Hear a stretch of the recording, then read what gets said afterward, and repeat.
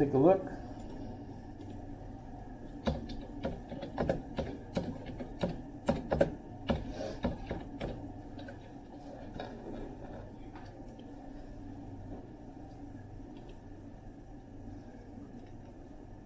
So there you go. I guess you can see all the photos, and I guess the house that's there is there where the house was, but it's not the original. So I suppose what this is would be a model of what his house looked like.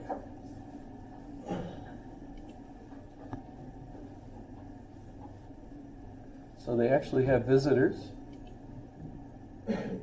Oh, that's interesting. I don't know who would wear that. It's like a secret society, not a robe.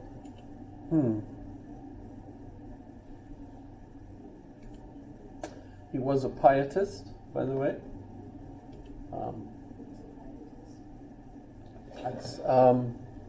The Christians who thought that the Protestant sects that had developed after Henry VIII and the Anglicans were not strict enough, and so they tried to make it stricter. So they were even more pietists. Did I say that right? In any case, he was one of those also. So there you visited the place. I don't know how many. Looks like they have quite a few pictures of him. But he was one of those young kids that were just absolutely a genius, kind of like Brendan, I guess. You know, sorry, I didn't mean to put him on the spot like that. But you know, there are people that you notice right as kids that they're like. I remember my daughter, Kat. You know, she was sitting in the back seat. She was 4 years old, and we had the radio on, and all of a sudden, my daughter in the back seat started singing, "I want to feel the heat with somebody," and we've got to select better music, you know, for a child that is that quick. But I remember too when she was in first grade, I guess it was, the teacher at Homestead was reading a book to the kids all sitting around on the floor, and Katie, we called her at the time, corrected her because she didn't read the whole sentence correctly.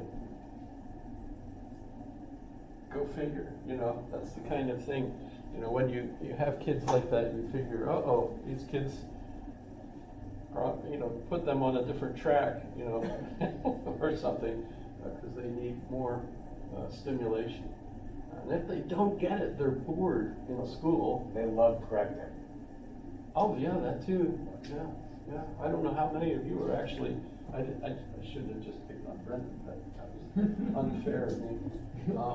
But in any case, he was one, and they identified him, and so made sure, even though his family wasn't wealthy at all, they ended up getting him into good schooling and everything, and he went on to finish and continued on, and then just slipped right into teaching at Königsberg University too, right? So and what was he teaching? He was teaching, well, his first book was a practical anthropology, actually a pragmatic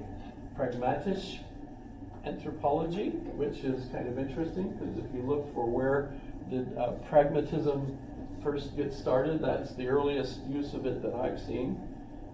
In any case, he wrote that. He also wrote books on logic and on astronomy, and you know, in other words, he was kind of a general everything there is kind of teacher, until in his mid-50s he read David Hume's book, which if you looked at the link, where am I here?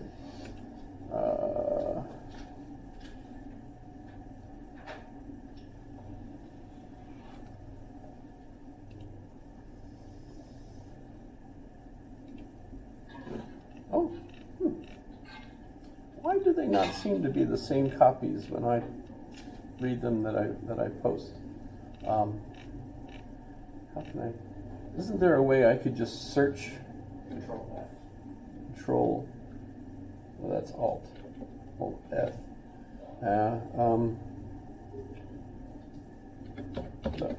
You think woke? No woke. Awakened? Aha. Hume's question awakened Kant from his dogmatic slumber. Now this is part of the, I think, the introduction to it, and not actually Kant's work. But he does actually say it exactly that way. So notice the quotations they have. That he is reading David Hume's treatise, the one that we were looking at, and it woke him from his continental rationalism, which might be also referred to as Wolffian, because remember, Christian Wolff was a follower of Leibniz. Double F? I guess, yeah, there you go.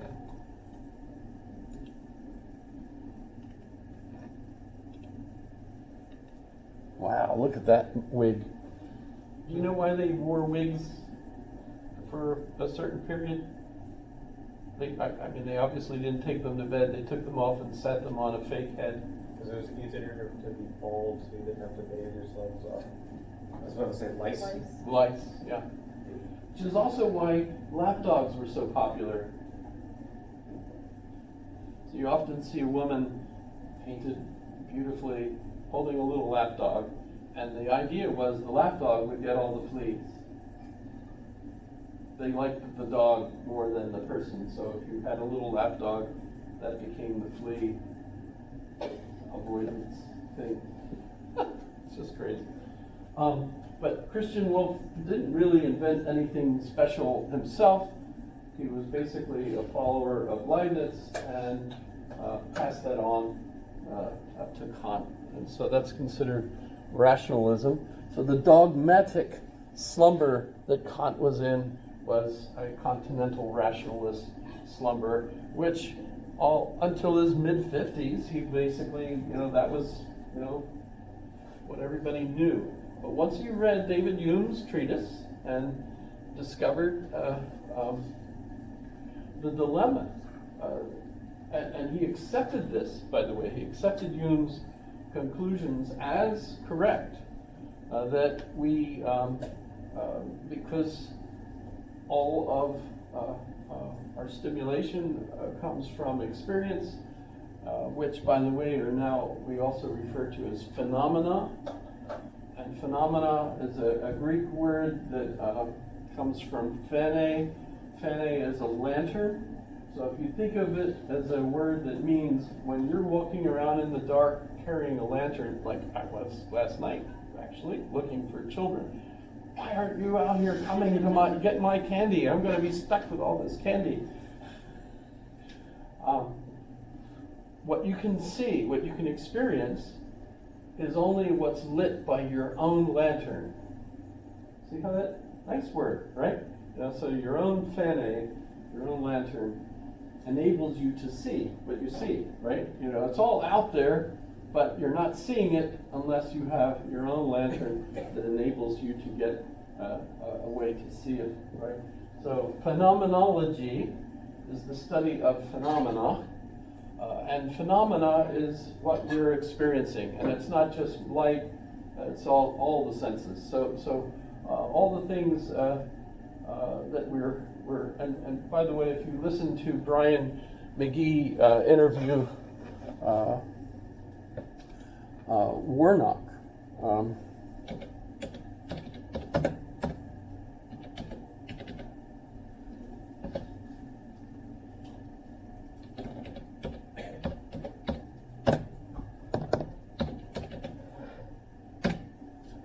By the way, Jeffrey Warnock married Mary.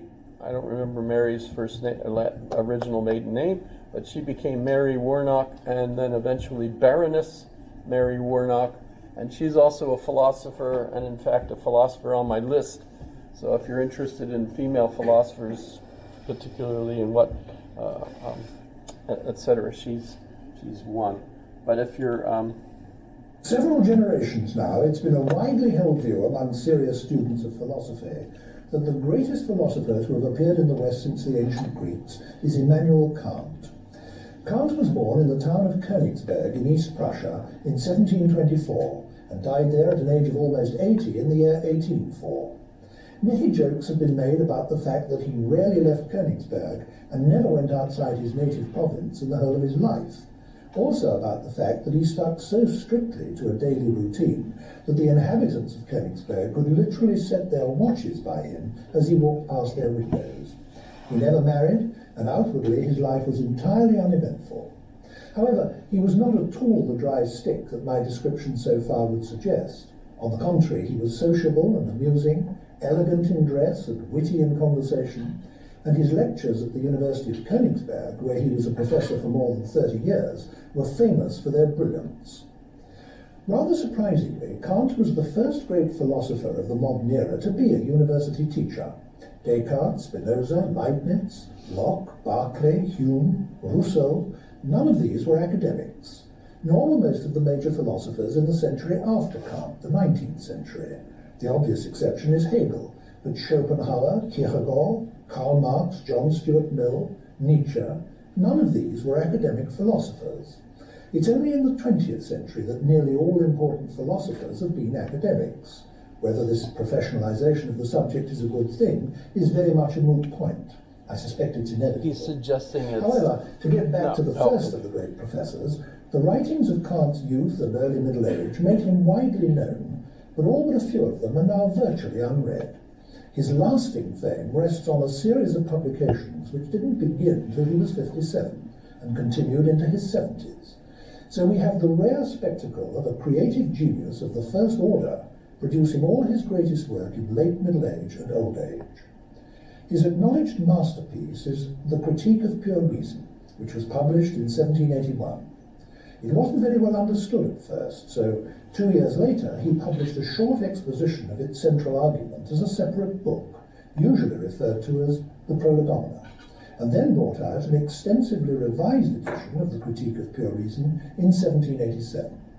There followed, in quick succession, his second great critique, the Critique of Practical Reason, in 1788, and then his third critique, the Critique of Judgment, in 1790. Meanwhile, he also published, in 1785, a little book called The Fundamental Principles of the Metaphysics of Ethics. In spite of its unseductive title, this book has had a simply immense influence on moral philosophy ever since. With me to discuss Kant's work is a well-known contemporary philosopher, Sir Geoffrey Warnock, Principal of Hertford College, Oxford, and a former Vice-Chancellor of Oxford University. Sir Geoffrey, Kant was perhaps the most famous system builder in the contemporary era in philosophy, and one notorious difficulty about expounding any system where everything fits in with something else is where to break into it, how to make a start. Where do you think is the best point to break into Kant for an exposition of his philosophy? There certainly is that problem. I mean, one of Kant's merits, in a way, was that he was very good at making an immense range of views fit together in a comprehensive and systematic way. But if we are embarking on the discussion, I think it is important not to start off in too technical a way. I mean, he's sometimes represented as conducting a sort of refereeing job between the merits and demerits of rationalism and empiricism, for example, or discussing how there can be synthetic necessary truths. But I think one ought to go rather further back to what the much wider and simpler concern was that really generated these other problems. And that, I would submit, was his concern with an apparent conflict between the findings of the physical sciences in his day and fundamental ethical and religious convictions. He thought there was a prima facie conflict, inconsistency there. Can you spell out what he thought the conflict consisted in? I'm finding I it think difficult the to stop central this because they're and so simplest good, form of but the conflict they're also so was boring, that aren't it they? seemed to be a presupposition, and indeed Kant thought a well-founded and proper presupposition of the physical sciences, that everything that happens is determined by antecedent happenings, and that there is always a law on the basis of which one can say that what happened was the only thing that could happen.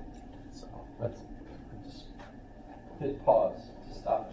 But yes, you could watch this, and I think they do a really good job. Brian McGee, by the way, is a philosopher in his own right.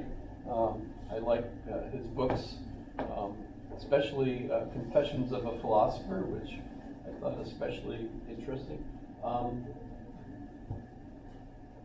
And he was actually a professor. He did teach for a while himself.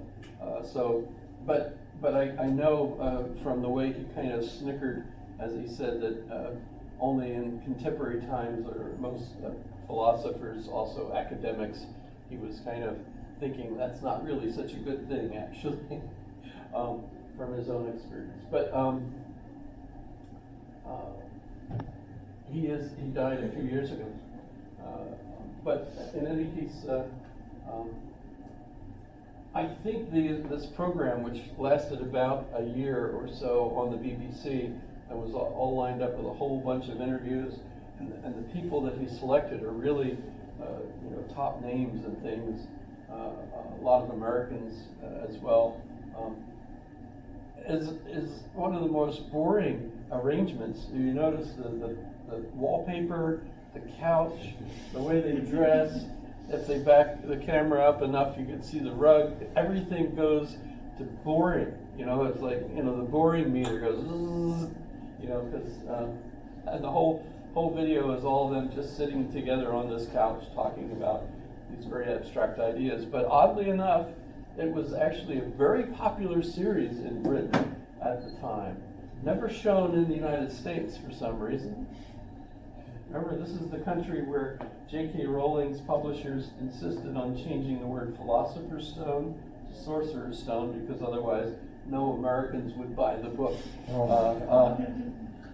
You didn't know that? No, That's actually true. If you buy the British copy, it's the Philosopher's Stone.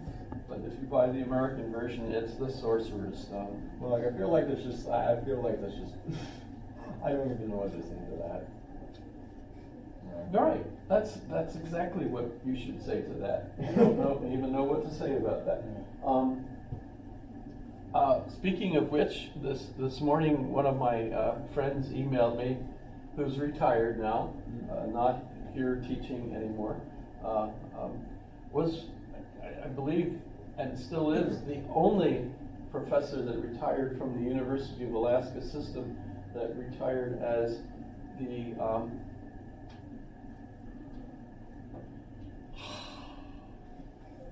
I'll have to look it up because I can't even recall the specific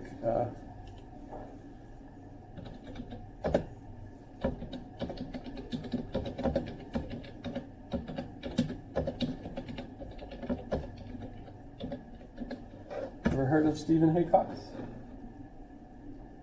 Emeritus professor of history, but he's got a more highfalutin name than that.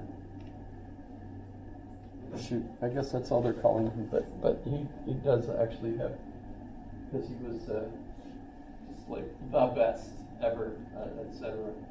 that the university ever had. But in any case, he emailed a group of us this morning asking us if we know what's going on at universities right now because of all these protests and the conflicts at the various universities. And by that he means like Penn and Harvard and those places where students are protesting, and there's a lot of issues with regard to the different student bodies on campus.